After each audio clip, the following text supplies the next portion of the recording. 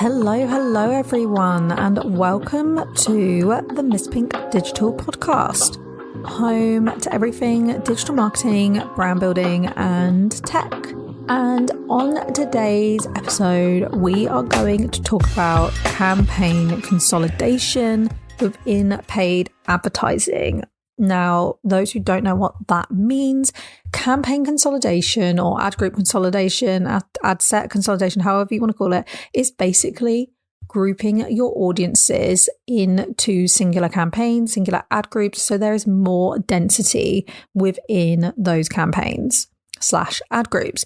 Now, this is kind of off the back of a previous podcast episode called Is Broad Better in Paid Advertising, which is all about should you be leveraging / leaning on broader audiences in your marketing strategy, or should you be going more segmented and targeted? Now, back in the day, I say back in the day, this was like only a couple of years ago, so it shows you how quickly things grow and evolve. It used to be the case, especially in the early days of paid advertising as well, it used to be the case that the more targeted you can go, the better, the more segmented you could go, the better. And you essentially want to segment out all of your audiences, segment out all of your targeting, and try and be as specific and targeted as possible to give the audiences or the platforms as many signals as to who you're targeting. This was also off the back of the fact that tracking it didn't have as many policies as it used to. It used to track a lot more audience data than it does now, and there wasn't the same level as privacy that we have now. So you could kind of get those really targeted audiences. If anyone used Facebook ads in the earlier days, or even just 5 years ago, to be honest,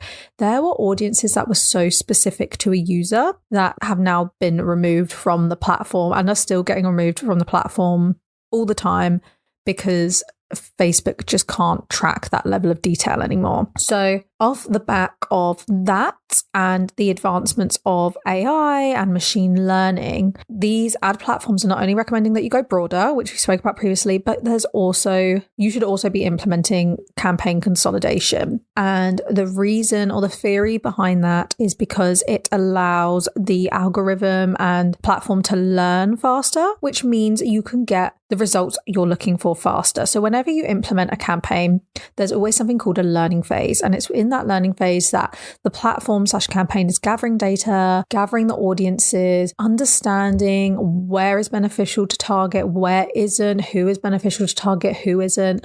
And in that learning phase, the campaigns are more likely to experience fluctuations from a performance perspective.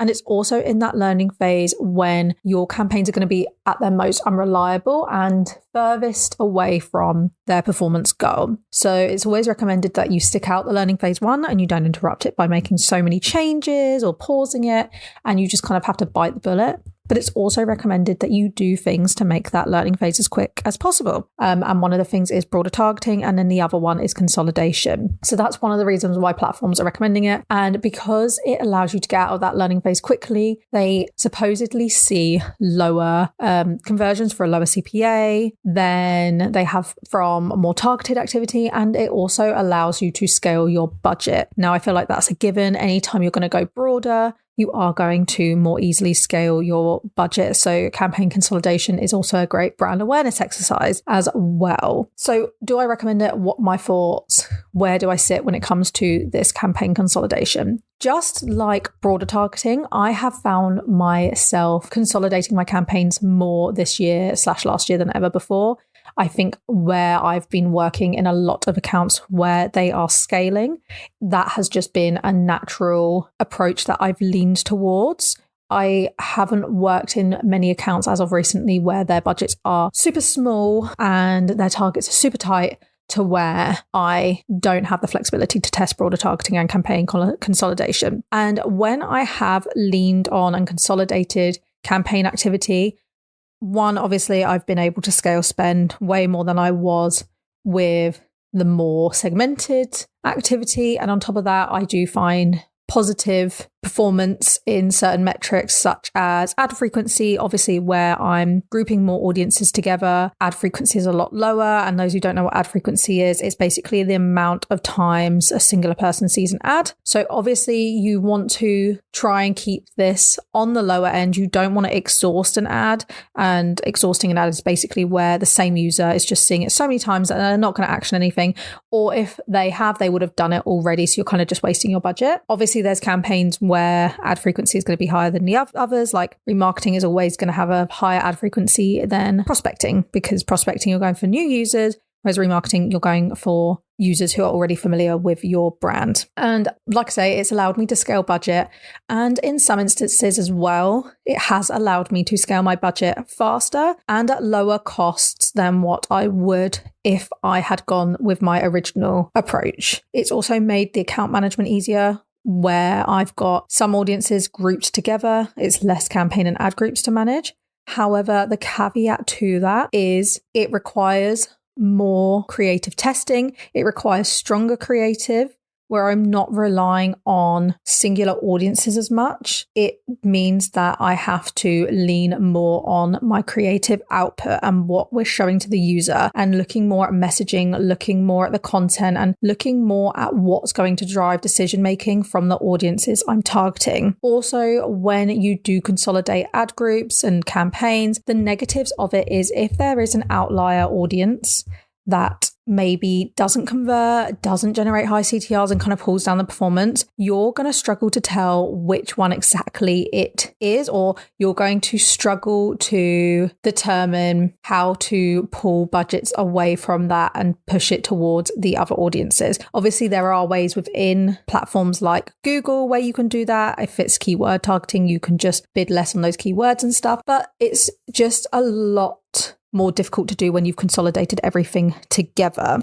So that is a negative with campaign and ad group consolidation, is you don't have the level of control that you would have if they were all segmented, and you also have to lean a lot more on a really strong creative strategy than you would if you had, say, everything segmented out, because you can kind of just rely on the audiences to do their thing and push budget wherever. Do I think campaign consolidation and ad group consolidation is a one size fits all, and is it for everyone? Absolutely not. Just like in anything digital marketing or anything in paid advertising, I would never say, yes, absolutely, you should all be doing this, unless it was a must, like best practice, like for instance, tracking. You shouldn't be running any ads if you haven't got any form of tracking in place. That I would say is an absolute must have. Not even it's a one size fits all scenario. You need tracking in place. However, campaign consolidation and ad group consolidation, I do think it's very much dependent on one, your budget and what you're trying to do with it. If you're trying to scale it, then absolutely consolidation is very, very beneficial. One thing I would say is if you're trying to scale your budget, one, make sure you have flexibility in whether it's CPA targets, ROI targets, CAC targets. Make sure you're able to be flexible with how high or low they go. Reason why I say that is anytime you're trying to scale out a budget, there is always going to be a drop in efficiency whilst you're scaling out and learning, until the campaigns kind of learn what they need to do, you learn what you need to do, and then you can start to even out your spend, the amount of spend you deploy versus what you get back. I think when people try to scale, they just want to spend more but still retain the same results they achieved when they were spending less, which isn't going to be possible. That's one of my pet peeves, when brands want to scale their spend but they want to achieve the same results. It's like, you're not going to do that. When you're trying to scale spend, efficiency is going to have to drop a little bit to be able to scale. You're going to have to spend money to make money. It's virtually, I wouldn't say virtually impossible, but it's incredibly, incredibly difficult to spend more yet achieve what you were achieving when you weren't spending as much. So yeah, it depends on your budget. If you have a very, very tight budget, then by all means consolidate your campaigns and ad groups if they're not performing previously, because then it's all about testing, but do so very carefully and monitor the performance. When you're consolidating your campaigns and your ad groups, like I say, make sure you have strong creative. If you don't have the budget to put money behind creatives, first of all, I would always recommend then looking for alternative ways to build on your creative. than leaning on a subpar creative that's cheap, but it's not really going to drive you any results. If you do not have the budget if you're already running ad activity and you don't have the budget to kind of wait out that learning phase when you consolidate your ad groups as well, then maybe ad group / campaign consolidation isn't going to be the best thing for you. However, without testing and without trying things, you can't ever grow. So if you never have the budget to test, you're never going to have the budget to grow. And then obviously when it comes to campaign consolidation and ad group consolidation, you need someone to be monitoring that performance. Because like I say, it's not going to be as easy, or you're not going to have as much control as you used to when you consolidate campaigns. So if you don't have someone monitoring that activity who truly knows what to do with that data, where to then assign budget, if the campaign drops in performance because you've grouped audiences that don't really work together, then you need someone who's going to know how to adjust that. If you don't, then again, campaign consolidation is going to be a tricky one for you. In conjunction with that, if you have a very specific target audience that you're marketing to, where they either need very specific messaging, or for instance, there is a very specific customer type you are looking to convert, and ad platforms could easily skew them for something else, then campaign consolidation should be taken very carefully, because the more you're grouping users together, the less personalized you can be, and the less control you have to kind of really reach in and hone in to that specific audience base. That's the same principle when it goes for broader targeting as well. Like I spoke in the previous podcast episode about broad targeting, it's the same principle applies. Obviously, the broader you go, the more you're leaning on the platform to kind of learn the data, and platforms are obviously very powerful. The algorithm and AI is very, very powerful and can do amazing things. But one thing it's missing that you have is context. It can't get that context unless you feed it that context. So if you are consolidating everything together, it's only going off of how you've consolidated your data and your campaign approach. Whereas if you're segmenting your campaigns and you're targeting out, you're obviously feeding it more context to that specific audience. The downside of that is it takes longer to learn that data. It's going to be harder to scale in the long term, and it can rinse through audiences quicker unless you have a really strong database that you can upload into the platforms. On the flip side of this, and this is going to sound very contradictory because I've just spoken about budgets and how it's good for larger budgets but may not be good for smaller budgets. If your budget is incredibly small and you're running any form of paid ads activity, let's say you're running Google ads and your budget is only like £200 a month, your ads are not going to work if you have 5 campaigns, and in those 5 campaigns you have like 20 ad groups and like hundreds of keywords. You are spreading your spend way too thinly. And when you have a small budget, the platforms cannot do much with it at all if you are spreading it too far, because there's very limited learning they can do. You're going to take a long time before you even start to see results on where you should push your spend, and it's just not going to work. So that is another instance where consolidation can be beneficial, or not even necessarily consolidation, but just choosing your core services or products that you want to target and focusing on them until they start to work, and then scaling that out. I've seen a lot of instances where accounts with very small budgets spread their budget across loads of really, really targeted long tail keyword campaigns, because they think, oh, well, we can't waste our budget, so we're going to have to just tell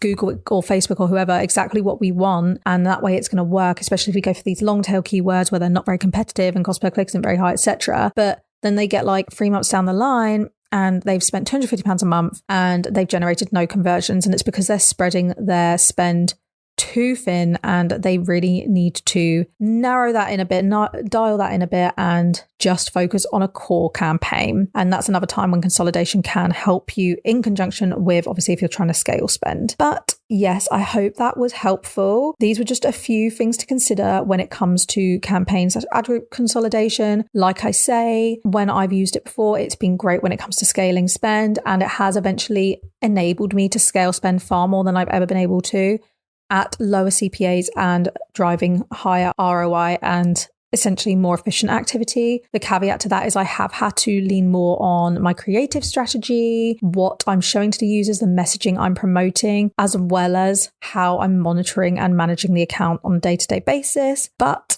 just because it's worked for me in my instances where I'm scaling doesn't mean it's going to work for everyone. So you really need to consider, 1, your target audience and who you want to target and how specific that is. 2, your budget, how much testing you have, like testing budget you have, how much you're willing to wait out learning phases. And 3, your creative strategy behind your marketing and if it works for a consolidated approach. And for last but not least, how you're going to manage that activity. And can you or have you got someone who can manage that consolidated activity? But yes, I hope this episode was helpful. I will speak to you guys again soon and thank you for listening.